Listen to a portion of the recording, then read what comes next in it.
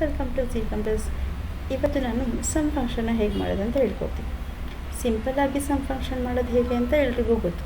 ಏನು ಮಾಡ್ತೀವಿ, equal ಹಾಕ್ಕೊಳ್ತೀವಿ, some ಅಂತ ಟೈಪ್ ಮಾಡ್ತೀವಿ, ಟ್ಯಾಬ್ನ ಪ್ರೆಸ್ ಮಾಡಿಬಿಟ್ಟು ರೇಂಜನ್ನು ಸೆಲೆಕ್ಷನ್ ಮಾಡಿಕೊಂಡು ಬ್ರ್ಯಾಕೆಟ್ನ ಕ್ಲೋಸ್ ಮಾಡಿ ಎಂಟರ್ ಮಾಡಿಕೊಂಡ್ರೆ ಆನ್ಸರ್ ಬರುತ್ತೆ.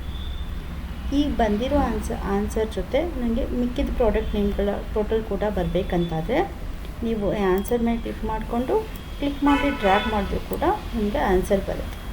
ಇಲ್ಲ ಅಂತಾದರೆ ನೀವು ಈ ಆನ್ಸರ್ ಮೇಲೆ ಕ್ಲಿಕ್ ಮಾಡಿಕೊಂಡು ಕಾರ್ನರಲ್ಲಿ ಡಬಲ್ ಕ್ಲಿಕ್ ಮಾಡಿದ್ರೂ ಕೂಡ ನಿಮಗೆ ಆನ್ಸರ್ ಬರುತ್ತೆ.